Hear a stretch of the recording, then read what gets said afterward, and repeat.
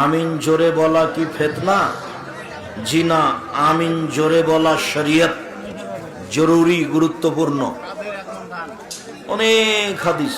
কাজ্জাব বিন ইউসুফ, নালায়েক বাপের নালায়েক আওলাদ, ভন্ডা, শয়তানের দল, আহলে হাদিস। তুমি বলছো ইমামের পেছনে আমিন জোরে বলতে হবে? তোমার মতন মাওলানা, তোমার মতন মৌলবি, তোমার মতন বক্তা এই সমাজের প্রয়োজন নাই। তুমি বক্তা না, তুমি চোর।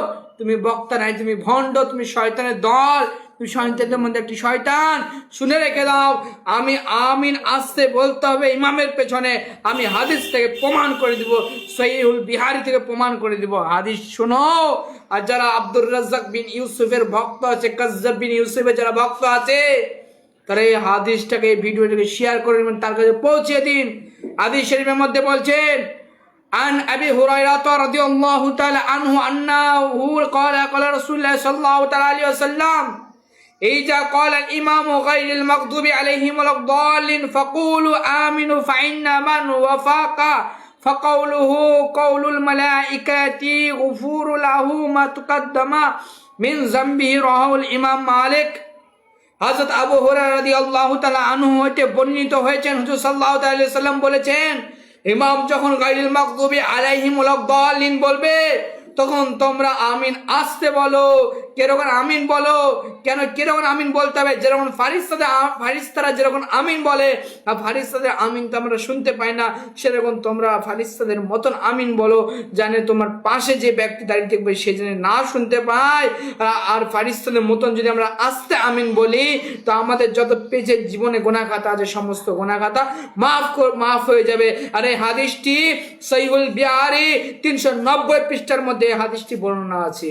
তো আমি হাদিস থেকে প্রমাণ দেখে দিলাম, ইমামের পেছনে আমিন আসতে বলতে হবে, জোরে বলা যাবে না। দ্বিতীয় নম্বর হাদিস, আন ওয়াইল ইবনে হুজার ইন্নাহু সাল্লামা মা নবী সাল্লাল্লাহু আলাইহি ওয়াসাল্লাম ফালাম্মা বালাগা গায়রুল মাগদুবি আলাইহিম ওয়ালাদ দাল্লিন ফাকালা আমিনু আখফা বিহা। হযরত ওয়াইল ইবনে হুজার রাদিয়াল্লাহু তাআলা আনহু হতে বর্ণিত হয়েছে, তিনি হুজুর পাক সাল্লাল্লাহু আলাইহি ওয়াসাল্লামকে শাহীদ নামাজ পড়েছে, হুজুর সাল্লাল্লাহু আলাইহি ওয়াসাল্লামের সঙ্গে নামাজ পড়েছেন। আর ইমাম ওয়াইল ইবনে হুজার রাদিয়াল্লাহু তাআলা আনহু বলছেন, যখন হুজুর সাল্লাল্লাহু আলাইহি ওয়াসাল্লাম গায়রুল মাগদুবি আলাইহিম ওয়ালাদ দাল্লিন বলেছেন, হুজুর সাল্লাল্লাহু আলাইহি ওয়াসাল্লাম আমিন আসতে বলেছে। আর যেখানে নবী মুস্তাফা সাল্লাল্লাহু আলাইহি ওয়াসাল্লাম যেখানে আমিন আসতে বলে, যে হাদিসটা আল্লাহ রাসূল খোদ করেছেন, সেই হাদিসের উপর তুমি কিভাবে আঙ্গুল উঠাতে পারো? শয়তানের দল, এখনো সময় আছে, তোমার ঈমানকে রিনিউ করে নাও, এখনো কিয়ামতের সময় আছে, ঈমানকে ঠিক করে নাও, ঠিক করে সঠিক মুসলমান হয়ে যাও। আর তোমাকে যে হাদিসটা শোনালাম, এই হাদিসটি সহিহুল বিহারি 391 পৃষ্ঠার মধ্যে আছে। যদি চোখ থাকে, যদি জ্ঞান থাকে, তো সহিহুল বিহারি পড়ে দেখে নাও। আর তোমাদের বাংলাদেশে সহিহুল বিহারি বাংলা বেড়ে গেছে, যদি ঈমান যদি শিখ থাকে, ঠিক মতন যদি পড়তে জানো, আর বিবারা যদি পড়তে জানো, তাহলে খুলে দেখে নাও, নবী মুস্তাফার হাদিস ওখানে রয়েছে।